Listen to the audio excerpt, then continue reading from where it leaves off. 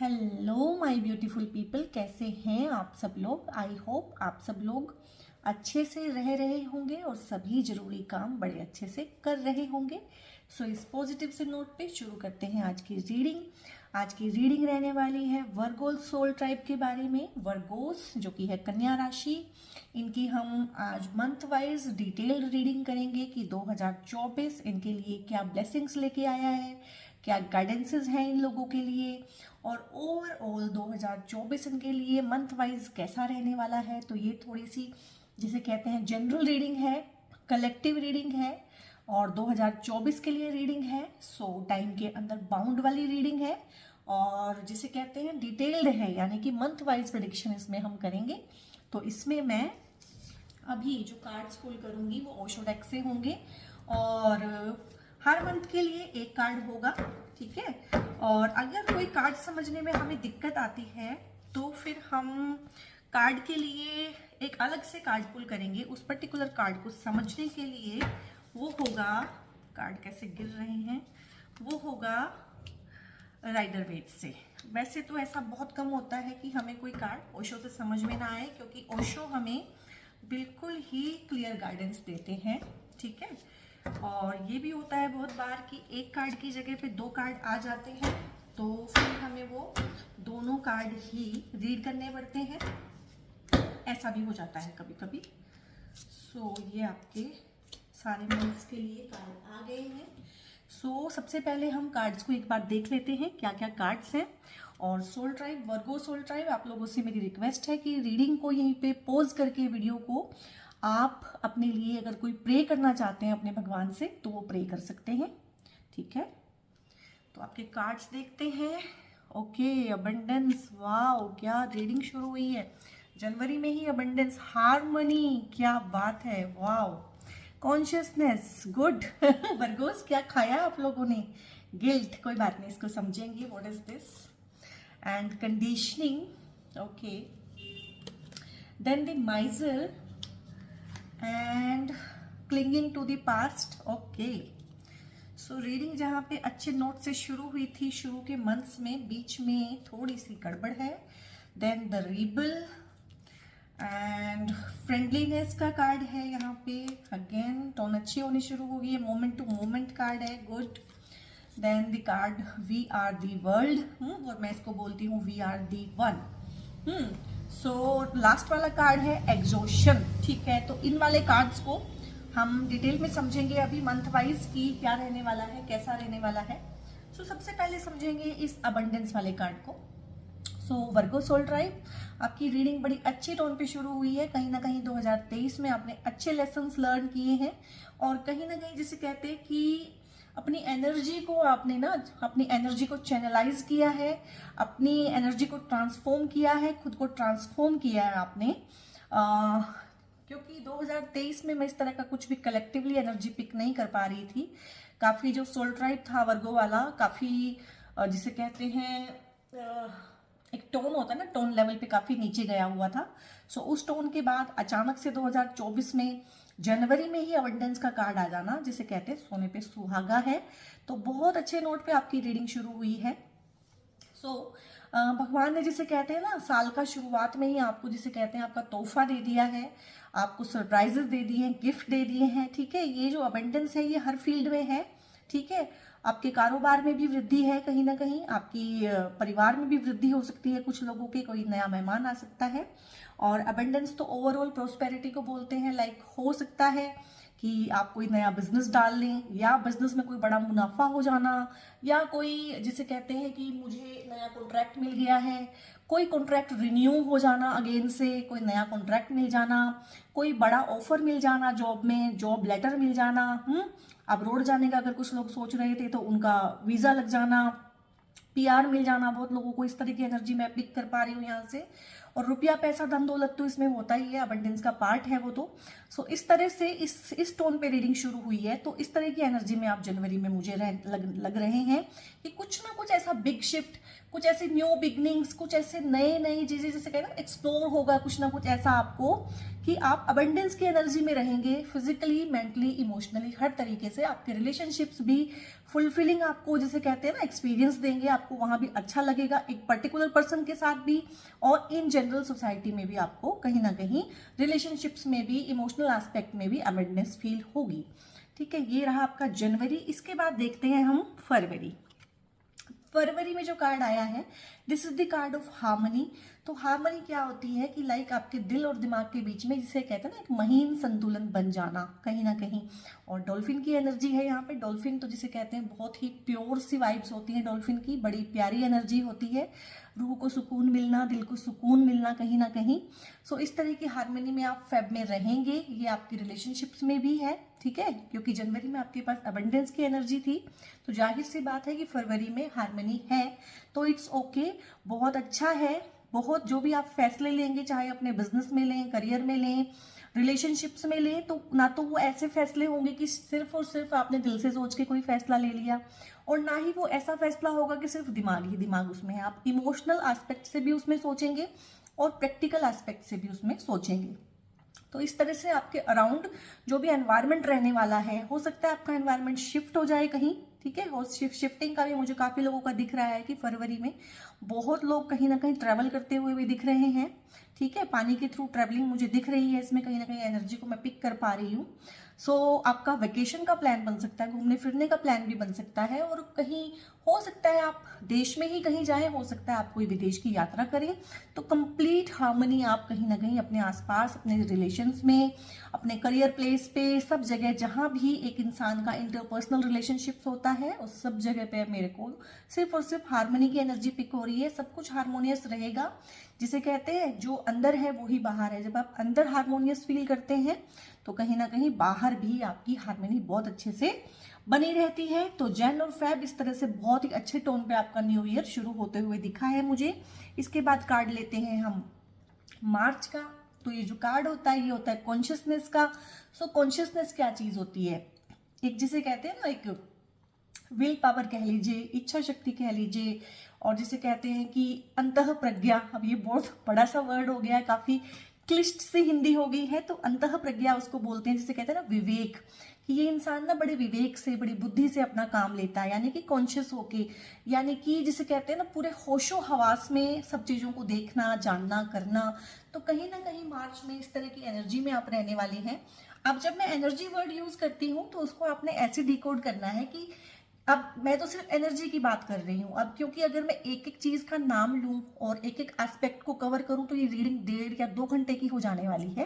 तो आप एनर्जी को ऐसे डिकोड करेंगे कि जो आपकी एनर्जी है ना, वैसा ही आपकी बाहर की लाइफ में सब कुछ है। फिर आप उसे करियर पॉइंट ऑफ व्यू से देखना चाहें तो वहां पे भी है।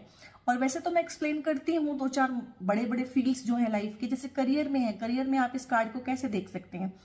लाइक आपके पास जॉब की कोई अपॉर्चुनिटी आई है, ठीक है, आपने इंटरव्यू दिया, आप सिलेक्ट हो गए, 2 जगह से सिलेक्शन हो गया, तो आप कॉन्शियसली डिसीजन लेंगे कि मुझे दोनों जॉब में से कोई जॉब लेनी है या छोड़ दूं, मैं अपना काम शुरू करूं, या मैं अपना काम भी साइड बाय साइड शुरू करूं और इन दोनों में से एक जॉब लूं, ठीक है, या कि मुझे दोनों में से कोई भी जॉब नहीं लेना है। तो ये होता है ना कॉन्शियसनेस के साथ डिसीजन लेना, यानी कि एक डिसीजन होता है हम हरिड वे में लेते हैं कहीं ना, और जिसे कहते हैं कि फटाफट से ले लिया, सोचा समझा नहीं, इम्पल्सिव थिंकिंग। मोस्टली हम सबकी इम्पल्सिव थिंकिंग होती है, और हमारे लाइफ के सारे डिसीजन, क्योंकि हमारी थिंकिंग ही इम्पल्सिव होती है, तो हमारे डिसीजंस भी इम्पल्सिव होते हैं। और इसी वजह से जैसे ही वो डिसीजन हम लेते हैं, चाहे हम जितने मर्जी डेस्परेट थे, ये किसी इंसान के बारे में बता सकती हूँ मैं, जैसे कि आप किसी के साथ एक रिलेशनशिप चाहते थे, रोमांटिक रिलेशनशिप, वहां पे हाँ हो गई, ठीक है, क्योंकि वो सब कुछ इम्पल्सिव था, तो बहुत जल्दी आप पछताने लगते हैं कि this is not the right person, this is not the right job, this is not the right place. तो इस तरह से होता है क्योंकि हम इम्पल्सिव थिंकिंग करते हैं और इम्पल्सिव डिसीजंस लेते हैं। तो इसका उल्टा होता है कॉन्शियस डिसीजंस, हाँ, यानी कि विवेक से, सोच समझ के, उसके सारे एस्पेक्ट्स को देखते हुए। क्योंकि इम्पल्सिव थिंकिंग में क्या होता है कि हमें सिर्फ अच्छा अच्छा दिख रहा होता है, बुरा बुरा जो है, क्योंकि कोई भी चीज ना सिर्फ अच्छी अच्छी नहीं होती, ना ही कोई इंसान अच्छा अच्छा होता है। हर चीज के, हर इंसान के प्रोज एंड कॉन्स होते हैं।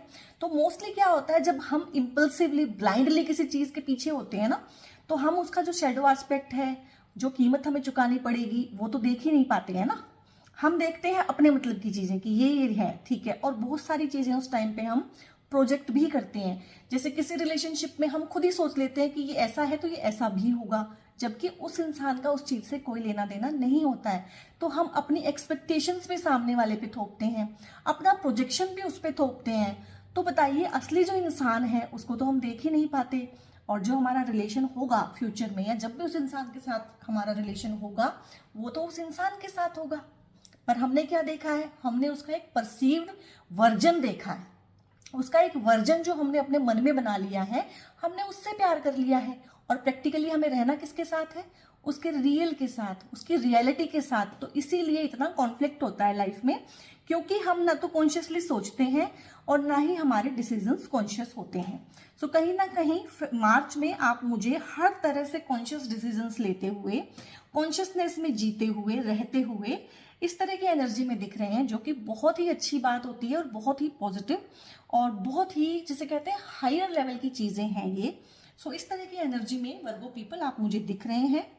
और इसके बाद अब आप कहेंगे सडन शिफ्ट कहाँ से आ गया, अब हम कॉन्शियसनेस में थे, हम कहीं ना कहीं अबंडेंस में थे, जनवरी में हमने शुरू किया, फिर हम हार्मनी में आए, कॉन्शियस भी थे हम, फिर गिल्ट कहाँ से आया। हाँ, गिल्ट आएगा। क्यों?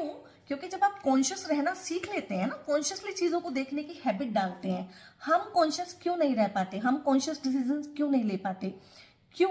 क्योंकि उसमें रहना मुश्किल है। जब हम कॉन्शियस रहते हैं ना, आपको लगता है, और ज्यादातर लोगों का ऐसा बिलीफ होता है कि जब हम कॉन्शियस रहते हैं, और थोड़ा सा स्पिरिचुअल एस्पेक्ट अगर मैं इसमें डाल के आपको बताऊं, तो सबको ऐसा लगता है कि जब हम थोड़ा सा स्पिरिचुअल होते हैं तो हमें लोगों की सच्चाई सबसे पहले पता लगती है, ठीक है। इसमें एक आई ओपनिंग फैक्ट मैं आपको बताना चाहूंगी, वो ये है कि जब हम थोड़ा सा कॉन्शियस होते हैं ना, थोड़ा सा अवेयर होते हैं, थोड़ा सा स्पिरिचुअली इंक्लाइंड, अगर मैं इस वर्ड को भी यूज कर दूं या ना भी करूं, ठीक है, मैं सिर्फ इसी वर्ड पे रहती हूँ कि जब हम कॉन्शियस होते हैं, अवेयर होते हैं, चीजों को जैसी है वैसा देखते हैं, खुद को हम जैसे हैं वैसा देखते हैं, तेरे में और मेरे में ज्यादा भेद करके नहीं देखते हैं, तो सबसे पहले जो हमें होती है ना, बोध होता है, अपनी कमियों का होता है, अपनी बुराइयों का, मैं कहाँ स्टैंड करता हूँ। मोस्टली लोग जो स्पिरिचुअल फील्ड में काम नहीं करते हैं, उनका ऐसा बिलीफ है कि जब भी हमें पहले थोड़ा पता चलता है, जिसे कहते हैं ना कि ज्ञान हुआ, किसी के बारे में बोध हुआ, अवेयरनेस हुई, तो उनको लगता है कि हमें लोगों की सच्चाई पता चलती है। नहीं, सबसे पहले हमें खुद की सच्चाई, खुद की कमियां, और खुद को हम कैसे उन गलतियों में से, कमियों में से, जिसे कहते हैं ना बायस्ड वे में निकाल लेते हैं, खुद को बचा लेते हैं, सबसे पहले हमें वो पता चलना शुरू होता है। इसीलिए कहीं ना कहीं अप्रैल में ये कार्ड आया है, तभी मैंने आपको डिटेल में समझाया है कि कॉन्शियसनेस की एनर्जी के बाद एकदम से गिल्ट की एनर्जी कहाँ से आ गई।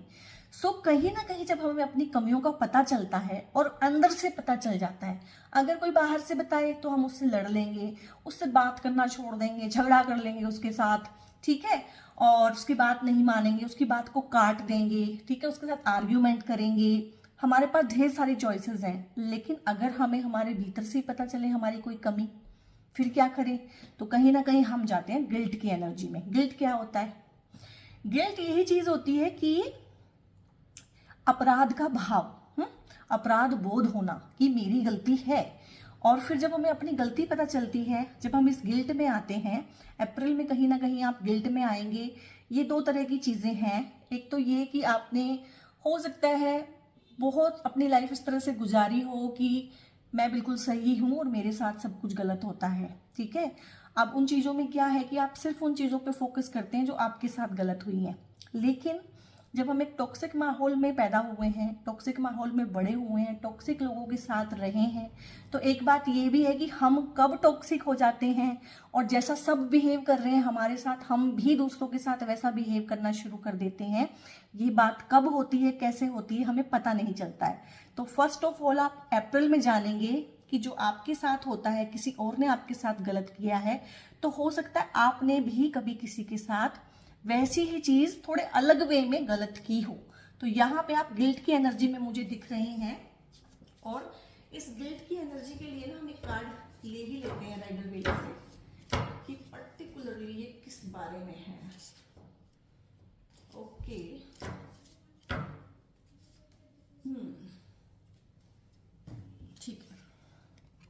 तो यहाँ पे कार्ड आया है 2 ऑफ वॉन्ड्स।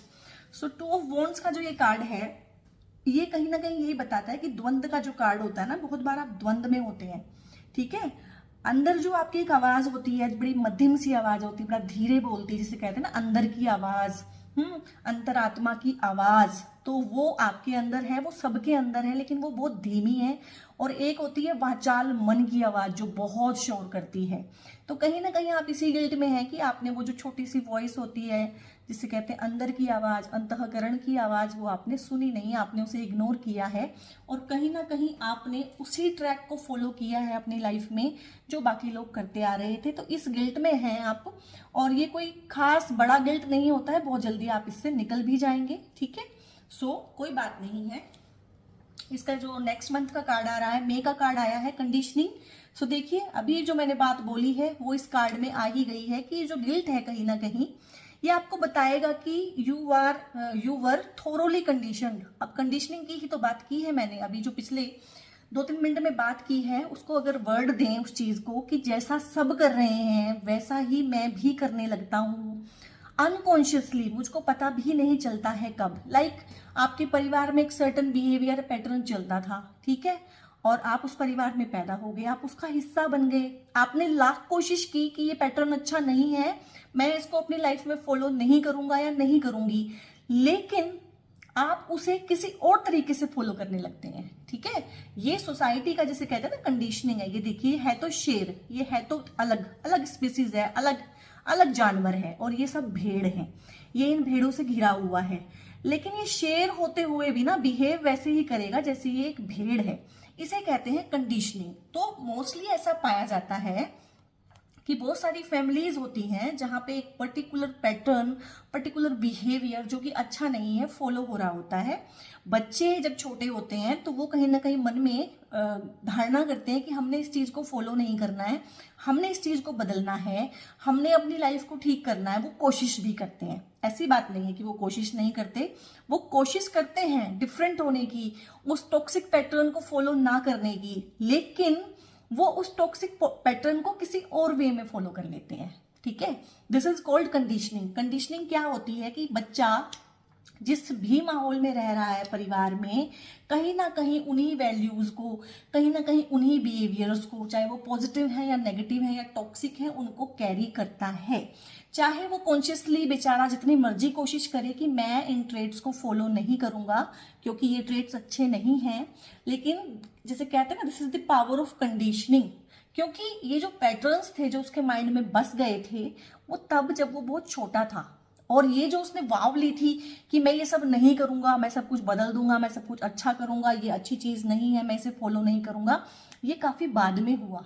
तो जो बचपन में जो मन में जो धारणाएं बस गई हैं कि ऐसे होता है तो ऐसे करते हैं, इसका जवाब ऐसे देते हैं, और ये चीज ऐसे है और ये चीज ऐसे है, ये इसको बोलते हैं चाइल्डहुड की कंडीशनिंग। इसको तोड़ना बहुत मुश्किल है क्योंकि इसका पता ही नहीं चलता है कि ये कंडीशनिंग कब बनी थी। आप बहुत छोटे थे, आप जब 6 महीने, 2 साल, 2.5 साल के होते हैं, तब से आपकी ये कंडीशनिंग शुरू होती है। उस टाइम की तो आपके पास मेमोरीज तक नहीं होती हैं, तो आप कभी वक्त में पीछे जाके नहीं देख पाते हैं कि ये कंडीशनिंग कब हुई थी। तो कहीं ना कहीं अप्रैल में ये जो गिल्ट है, ये गिल्ट, इसलिए मैंने बोला कि ये कोई खास बात नहीं है, इससे डरने और घबराने की बात नहीं है, कुछ भी रिपल्सिव मैं यहाँ नहीं देख पा रही हूँ। ये एक नेचुरल प्रोसेस ऑफ लाइफ है, हर किसी को इससे कभी ना कभी गुजरना ही पड़ता है, और लकी हैं वो लोग जो इससे गुजरते हैं, इस गिल्ट से। क्योंकि ये गिल्ट ही हमें, जो मैंने कहा कि 6 महीने पे कभी कंडीशनिंग हुई थी, बच्चा 6 महीने का था, 8 महीने का था, साल भर का था, 1.5 साल, 2 साल, 2.5 साल का था मैक्सिमम, तब उसकी वो कंडीशनिंग हुई थी, उस बिहेवियर पैटर्न को उसने कहीं ना कहीं अपने अंदर धारण कर लिया था। तो वो जब जानेगा, जब इस गिल्ट में से होके गुजरेगा कि हाँ भाई, ये थॉट पैटर्न, ये बिहेवियर पैटर्न, ये टॉक्सिक पैटर्न मेरे अंदर भी है, हाँ, और मेरे अंदर ये थोड़ा सा डिफरेंट वे में है, जैसे मेरे पेरेंट्स करते थे, जैसे मेरी फैमिली करती थी, या जैसे मेरे स्कूल टीचर्स करते थे, या फ्रेंड्स करते थे। क्योंकि हम एक, जिसे कहते हैं ना, सोशल एनिमल है, कहीं ना कहीं सामाजिक प्राणी हैं हम। तो उस तरह के बिहेवियर को मुझे पता ही नहीं चला कि मैं भी कैरी करता हूं, पर मैं किसी और वे में कैरी करता हूं। सो ये दोनों ही एनर्जी जो है अप्रैल और मई में, जिससे होके आप गुजरेंगे, गिल्ट, कंडीशनिंग, इसको मैं अगर आपको रिलेशनशिप में समझाऊं तो आपको गिल्ट हो सकता है कि ठीक है, रिलेशनशिप्स में मेरी भी गलती रही है, ठीक है। इस चीज़ का मुझे पता नहीं था, सामने वाले की गलती तो मैं फटाफट देखता रहा, लेकिन मेरी भी गलती थी, इसमें कहीं ना कहीं गिल्ट होगा। पार्टनरशिप में, बिजनेस में ये कार्ड अगर हम देखें तो वहाँ पे हो सकता है कि आप जितना भी इल्ज़ाम था अपने पार्टनर पे डाल देते हैं, हमेशा खुद को बड़ा पाक साफ रखते हैं कि मेरी तो कोई गलती ही नहीं है। हो सकता है उस चीज़ का आपको एहसास हो कि नहीं, कहीं ना कहीं पार्टनरशिप्स में मेरी भी गलती थी, मैंने भी अपना पार्ट अच्छे से प्ले नहीं किया है। फिर आएगी मई में ये कंडीशनिंग की एनर्जी की, आपको पता चलेगा कि चाहे आपने ये बिलीफ सिस्टम छोटी एज में ही फॉलो कर लिए हों अपने आसपास के लोगों से, पर फिर भी आप डिफरेंट हैं, आप भेड़ नहीं हैं, आप शेर हैं। सो कहीं ना कहीं जिसे कहते हैं अपनी इनर पावर को फील करते हुए मुझे मई में आप दिख रहे हैं, ठीक है। सो यहाँ तक हो गए हैं आपके मई के कार्ड। हाँ, मई तक का कार्ड हमने कर लिया है। फिर आएगा जून में माइजर। सो माइजर की एनर्जी क्या होती है, तो कहीं ना कहीं जब हम अपने अंदर फील करते हैं कि मेरे अंदर ढेर सारा शेडो एस्पेक्ट है। अब तक तो मैं इसी खुशफहमी में था कि सभी लोग बुरे हैं और मैं ही अच्छा हूँ। हर इंसान को यही गलतफहमी है, यही खुशफहमी है कि मैं सिर्फ अच्छा हूँ और बाकी सब दुनिया गलत है। मैं अच्छा सा इंसान हूँ, मेरे साथ सब कुछ बुरा बुरा होता है क्योंकि दुनिया में सब लोग बुरे हैं। तो कहीं ना कहीं जब आप गिल्ट में जाएंगे, कॉन्शियस होएंगे, सबसे पहले गिल्ट में जाएंगे कि नहीं भाई, मैं भी गलत हूँ, मैं कोई खुदा नहीं हूँ, मैं भी खुदा का बंदा हूँ और गलतियां मैंने भी ढेर सारी की हैं। फर्क ये है कि मैंने उनको माना नहीं है और ये गलतियों का पैटर्न जो है मैंने बहुत पहले कंडीशनिंग के थ्रू सीखा था, यानी कि जो मेरे बड़े करते थे वही मैंने भी कहीं ना कहीं सबकॉन्शियसली सीख लिया था। तो आप जाएंगे थोड़ी सी माइजर की एनर्जी में, और ये माइजर की एनर्जी में मोस्टली देख पा रही हूँ रिलेशनशिप और इमोशनल एस्पेक्ट में, ठीक है। फॉर टाइम बीइंग जिसे कहते हैं अपने ही भीतर रहना, अपनी चीजों को शेयर ना करना, क्योंकि ये एक शौक होता है, ये एक बड़ी शॉकिंग सी चीज होती है जब इस तरह की चीजें होती है ना, अपनी गलतियों का एहसास होना, और जो हमने डैमेज किया है किसी और की लाइफ में उसका पता चलना, और जो हमने खुद को भ्रम में रखा है। हो सकता है आप में से कुछ लोगों की उम्र 20 हो, 30 हो, 40 हो, 50 हो, 60 हो, जो भी, क्योंकि मेरा ऑडियंस जो है 18 से लेके 60-65 तक की उम्र का है। तो कहीं ना कहीं इस चीज का एहसास हमें तोड़ डालता है कि अच्छा, हमारी भी कंडीशनिंग हुई हुई थी, हम चाहे अपने बारे में जो भ्रम पाले हुए थे पर हम भी सबके जैसे ही थे। तो कहीं ना कहीं एक शौक लगता है और आप जाते हैं माइजर की एनर्जी में। माइजर की एनर्जी क्या होती है कि थोड़े टाइम के लिए, जून में, ठीक है, थोड़े टाइम के लिए हो सकता है आप जिसे कहते हैं ना, कोई चीज अपने ककून में वापस चली जाती है कि no sharing, no extension of energy, no exchange of energy. For time being कहीं ना कहीं आप इस माइजर की एनर्जी में रहेंगे तो कोई दिक्कत नहीं है, इट्स ओके। इसके बाद है जुलाई में। अब ये जो एनर्जी है ये बहुत अच्छी नहीं है, इसको जून में ही खत्म हो जाना चाहिए था, पर आप लोग इसे कैरी ओवर कर रहे हैं, कैरी फॉरवर्ड कर रहे हैं जुलाई तक कहीं ना कहीं, कि आप क्लिंगिंग टू द पास्ट कर रहे हैं, यानी कि पास्ट, ये सब पास्ट का ही तो है। पास्ट का कुछ याद आया आपको गिल्ट फील हुआ, ठीक है, आपको गुस्सा नहीं आया, आपको गिल्ट फील हुआ, यानी कि कुछ आपने किया हुआ है कहीं ना कहीं पास्ट में ना कुछ लोगों के साथ, तो आपको गिल्ट फील हुआ है। गिल्ट की एनर्जी है यहाँ पे, कोई गुस्सा, रिवेंज, इस तरह की एनर्जी नहीं है, ना ही स्ट्रेस की एनर्जी है, गिल्ट की एनर्जी है, यानी कि आपने कुछ गड़बड़ की हुई है कुछ लोगों के साथ, ठीक है, और आपको एहसास हो रहा है कि ये आपने किया है थ्रू कंडीशनिंग, ठीक है, आपको पता भी नहीं चला आपने ये कब कर दिया।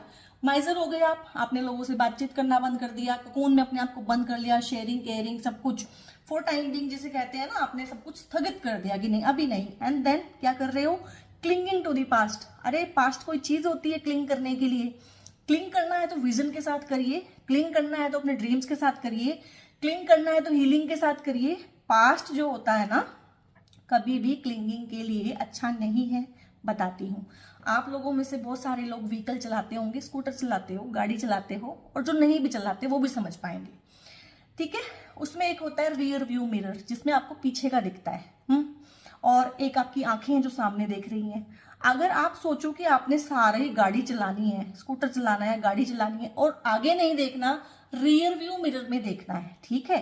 रियर व्यू मिरर भी देखने के लिए बना है, कुछ चीजें हमें उसके थ्रू देखनी पड़ती हैं, लेकिन अगर आप सोचो उस शीशे में से देख के आपने गाड़ी चलानी है तो एक्सीडेंट होगा कि नहीं होगा? सो यही कर रहे हो आप, पूरी जुलाई में आप यही करते हुए दिख रहे हो कि क्लिंगिंग टू दी पास्ट कर रहे हो, पास्ट के साथ ना चिपक के बैठ गए हो। बताओ, ये एक अच्छी बात है, ठीक है। सो आपने बहुत बहुत ध्यान करना है इस पे कि जुलाई में अगर जब ऐसा होगा, क्लिंगिंग करोगे अपने पास्ट के साथ, तो उसके आउटकम्स जो है ना अच्छे नहीं होंगे। और रीडिंग में ही इस चीज का जवाब है आगे अगले कार्ड में, क्योंकि ये जो एनर्जी है ना इस तरह की, गिल्ट की एनर्जी हो गई, माइजर की एनर्जी हो गई, क्लिंगिंग टू दी पास्ट, ये अच्छी एनर्जी नहीं है अपने आप में, और आप अपने आप ही इस चीज से बाहर निकलोगे। ठीक है, इंसान एक गलत जगह पे गलत लोगों के साथ गलत एनर्जी में डार्कनेस में बहुत ज्यादा देर रह ही नहीं सकता।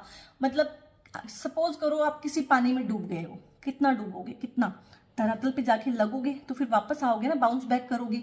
ये किया आपने बाउंस बैक अगस्त में, दी रेबल। हाँ, रेबल क्या होता है? रेबल होता है विद्रोही, विद्रोह करना। तो विद्रोह आपको किसके खिलाफ करना है? अपने परिवार के खिलाफ नहीं, अपनी कंपनी के खिलाफ नहीं, एजुकेशन सिस्टम के खिलाफ नहीं, किसी इंसान के खिलाफ नहीं, आपने खुद के इस वाले वर्जन, ये जो गिल्ट में दबा हुआ वर्जन है, ये जो कंडीशनिंग वाला वर्जन है कहीं ना कहीं, और ये जो माइजर वाला वर्जन है, और ये जो वर्जन है सबसे ज्यादा जो क्लिंग कर रहा है पास्ट के साथ, इस वाले वर्जन के साथ आपने करना है रेबेलियस बिहेवियर, यानी कि आपने इनके साथ विद्रोह करना है। ये जो सब कार्ड मैंने दिखाए हैं, ये सारी एनर्जीज हैं आपकी, इनके साथ कहीं ना कहीं आपका विद्रोह है और आप मुझे जीतते हुए दिख रहे हैं। क्यों? क्योंकि सितंबर में कार्ड आया है फ्रेंडलीनेस का। सो जो इंसान यहाँ पे जून में इतना माइजर हो गया था, बिल्कुल सल्क कर रहा था, फ्रस्ट्रेटेड था, अपने आप में बंद था, बिल्कुल किसी के साथ कोई एनर्जी एक्सचेंज नहीं कर रहा था किसी भी लेवल पे, वही इंसान सितंबर में रेबेलियस बिहेवियर के थ्रू खुद के ही प्रति, जिसे कहते हैं ना एक युद्ध अपने ही विरुद्ध, वो वाली बात की आपने कहीं ना कहीं, और सितंबर में आपको मिल रहा है रिवॉर्ड फ्रेंडलीनेस का। अब ये फ्रेंडलीनेस कहीं ना कहीं आपकी अपने साथ भी है, क्योंकि जब इंसान खुद के साथ ईज आउट होता है तभी वो दूसरों के साथ ईज आउट होता है। जब इंसान अपने साथ सच्चा होता है तभी वो सच्चे रिलेशनशिप्स बना सकता है, सच्ची फ्रेंडशिप्स बना सकता है। जब इंसान कहीं ना कहीं अपने आप में अच्छा फील करता है तभी वो दूसरों के साथ अच्छा फील करता है। जब एक इंसान अपनी कंपनी में अच्छा फील करता है तभी उसे ऐसी कंपनीज मिलती है जो उसके साथ अच्छा फील करे और जिनके साथ वो अच्छा फील करे। इसमें कोई रॉकेट साइंस नहीं है, जो आप दोगे वही आपको मिलेगा। सो आज के बाद ये कहना नहीं है कि मेरे साथ हमेशा बुरा होता है, कहीं ना कहीं उस तरह का पैटर्न आपके अंदर चल रहा है, जरूरत है उस पैटर्न के प्रति आपको कॉन्शियस होने की। सो फ्रेंडलीनेस का कार्ड आया है सितंबर में। देन अक्टूबर में आप सीख जाएंगे धीरे धीरे लाइफ में, अच्छे से बुरे से सब जगह से गुजरते गुजरते 2024 आपको अक्टूबर में देगा मोमेंट टू मोमेंट, यानी कि आप सीख जाएंगे कि बहुत ज्यादा प्लानिंग और बहुत ज्यादा कॉशियस होने का कोई फायदा नहीं है। लाइफ के जो प्लान्स हैं वो मेरे प्लान से डिफरेंट हैं, लाइफ मेरे प्लान से नहीं चलती है, मुझे ही लाइफ के प्लान्स के हिसाब से मोमेंट टू मोमेंट चलना पड़ेगा। यानी कि लाइफ मुझे जब जैसा दिखाएगी मुझे वैसा बिहेव करना पड़ेगा। मैं कोई स्क्रिप्ट बना के नहीं रख सकता हूँ लाइफ के लिए कि आज ऐसे, कल ऐसे, परसों ऐसे, तरसों ऐसे, नहीं। लाइफ मुझे हर रोज नई स्क्रिप्ट बना के देगी और मुझे उस हिसाब से बरतना है, मुझे उस हिसाब से बिहेव करना है। तो जैसे ये इंसान है, एक पत्थर फिर दूसरे पे कूद गया, फिर तीसरे पे, यानी कि इसने कोई स्ट्रेटजी नहीं बनाई है, कोई प्लानिंग नहीं की है। और वैसे भी आपने देखा होगा आपकी कोई प्लानिंग लाइफ में चलती कहाँ है, बस हमें ऑब्सेशन है कि सब कुछ हमारे हिसाब से चले, और इसीलिए हम कहीं ना कहीं दुखी हैं।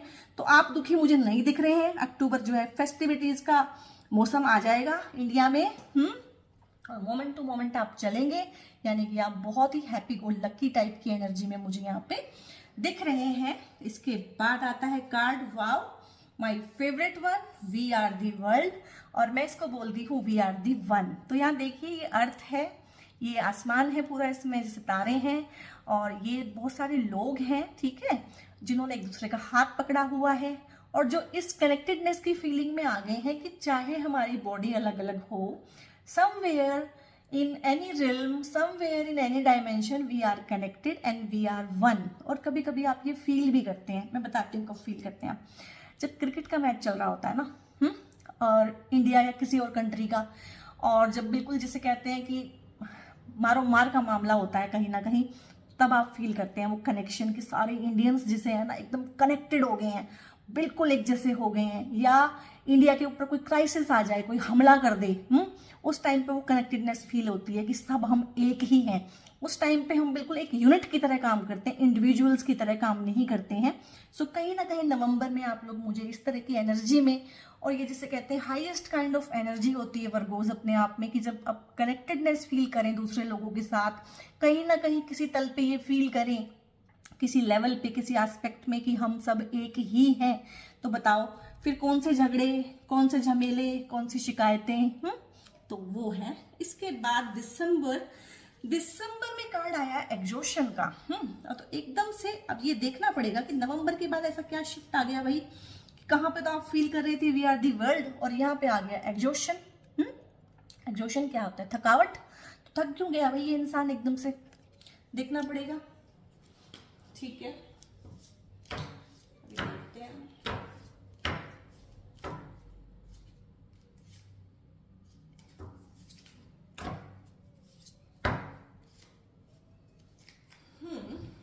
ठीक है, ये कार्ड शायद हमें थोड़ी सी इसकी देगा। तो ये है 3 ऑफ पेंटिकल्स और ये है एग्जॉशन। तो 3 ऑफ पेंटिकल्स जो कार्ड होता है राइडर वेट में, ये डिनोट करता है, जिसे कहते हैं ना पार्टनरशिप्स जो होती हैं, जो वर्क प्लेस की पार्टनरशिप्स होती हैं, या घर में भी लोगों के साथ हमेशा ही हमारी हर लेवल पे पार्टनरशिप चलती है। तो वहां पे लोगों का साथ मिलना, लोगों का संग मिलना, हाँ, एप्रिसिएशन मिलना कहीं ना कहीं समाज में, तो उस तरह की चीजों को 3 ऑफ पेंटिकल्स डिनोट करता है। तो कहीं ना कहीं इस कार्ड को अब हम समझेंगे, एग्जॉशन की फीलिंग है कि जिसे कहते हैं रिकग्निशन, किसी काम को रिकग्नाइज करना। लाइक आप कोई काम करते हैं, ठीक है, उसके बदले में आपको सैलरी मिलती है, दैट इज वन एस्पेक्ट। दूसरा है कि उसके बदले में आपको ढेर सारी प्रेज भी मिलती है, उसके आर्टिकल्स भी छपते हैं, लोग उस बारे में बात भी करते हैं, लोग आपको कंग्रेचुलेट भी करते हैं, आपकी तारीफ भी करते हैं, ठीक है। तो इस तरह की एनर्जी होती है 3 ऑफ पेंटिकल्स में। सो आप कहीं ना कहीं इन चीजों से, जिसे कहते हैं, क्योंकि आपने नवंबर में ही कहीं ना कहीं फील कर लिया है we are the world, we are the one. So आप इस तरह से, हालांकि कार्ड तो बड़ा जैसे कहते हैं एग्जॉशन, लगता है थक गया, पता नहीं क्या हो गया, उस तरह की एनर्जी देता है, लेकिन हमने इसलिए राइडर वेट से देखा है कि आप कहीं ना कहीं इन चीजों से, जैसे कहते हैं ना, तौबा कर लेना कि ठीक है, जब हम सब एक ही हैं तो कोई मेरी तारीफ करे कि ना करे, कोई मेरा पार्टनर बने कि ना बने, ठीक है, कोई मेरे ऊपर जिसे कहते हैं कसीदे पढ़े कि ना पढ़े, जिसका जैसा अपनी धारणा है वो उस तरह की बात करता है, ठीक है। किसी एक लेवल पे मुझे पता है कि हम सब एक हैं, तो कोई मेरा कुछ बिगाड़ सकता नहीं है, मैं किसी का कुछ बिगाड़ना चाहता नहीं हूं। तो कहीं ना कहीं इस तरह की एग्जॉशन वाली एनर्जी, जो जिसे कहते हैं ना एग्जॉशन इन द सेंस, इसको नेगेटिव वे में नहीं लेना है आपने, मैं जो एनर्जी पिक कर पा रही हूँ उसके लिए क्या वर्ड्स यूज करूं, कहीं ना कहीं जो सोशल बाउंडेशंस होती है ना, सोशल एक्सपेक्टेशंस, हाँ, expectation is the right word, social expectations जो होती हैं, हाँ, कहीं ना कहीं उससे आप मुझे एक्सॉस्टेड लग रहे हैं कि नहीं अब मुझे इस तरह की चीजों में नहीं पड़ना है, इन चीजों से मैं डन हूं, जिसे कहते हैं ना इंसान, I am done with this. So social expectations, लोगों की एक्सपेक्टेशंस, या आपकी दूसरों से एक्सपेक्टेशंस, तो उस तरह की चीजों में आप मुझे लग रहे हैं कि आपने उन चीजों से अब तौबा कर लिया है, कहीं ना कहीं आप वननेस और कनेक्टेडनेस की एनर्जी में रहना चाहते हैं। सो इस बढ़िया सी बात पे ये रीडिंग खत्म करते हैं। बहुत अच्छी आपकी रीडिंग रही है वर्गो। 2024 आपको ढेर सारे गिफ्ट्स भी देगा, ब्लेसिंग्स भी देगा, रोलर कोस्टर राइड होगी आपकी स्मूथ राइड नहीं दिख रही है मुझे through out 2024। Roller coaster ride है, कभी बहुत अच्छा है, कभी बहुत अच्छा है, कभी कभी कहीं ना कहीं आप सेल्फ गिल्ट में हैं, कहीं आप ट्रैप्ड हैं, ठीक है, कहीं आप माइजर की एनर्जी में हैं, कहीं क्लिंगिंग कर रहे हैं पास्ट के साथ, कभी रेबेलियस हो गए हैं, फ्रेंडली हो गए हैं, कभी एग्जॉस्ट हो गए हैं, कभी वननेस और कनेक्टेडनेस फील कर रहे हैं। तो 2024 वर्गोस आपके लिए full of roller coaster ride है। और अच्छी बात है, जो समय जो होता है ना, जो जितने ट्रांजिशन और चेंजेस से हमें गुजारता है, उस टाइम हमें वो मुश्किल लगे, चैलेंजिंग लगे, चाहे जो मर्जी लगे, बाद में जब आप जाके देखेंगे ना 2025 में या 26 में, आप कहोगे 2024 ही मेरा साल था जिसने मुझे असली इंसान बनाया था। उससे पहले तो मेरी लाइफ क्या ही थी, उससे पहले मेरी लाइफ थी जिसे कहते हैं ना एक आर्टिफिशियल सी लाइफ, हाँ, एक रोबोटिक लाइफ तो मुझे 2024 ने जीना सिखाया है। सो ये पॉजिटिव सा नोट है। इस रीडिंग को प्लीज अगर आपको पसंद आई है तो लाइक कीजिएगा, शेयर कीजिएगा वर्गो पीपल के साथ। अगर आपके कोई फ्रेंड है या फैमिली मेंबर है जिनको नीड है इस तरह की रीडिंग की, ठीक है, कमेंट करके मुझे बताइएगा आपने किस किस जगह कितना कितना रेजोनेट किया है, ठीक है। अगर आप इस तरह का कंटेंट आगे भी देखना चाहते हैं तो आप मेरे चैनल को सब्सक्राइब भी कर सकते हैं। तो इस पॉजिटिव से नोट पे आपको ढेर सारी ब्लेसिंग्स देते हुए मैं रीडिंग बंद कर रही हूँ। God bless you all. भगवान आपको सुखी रखे।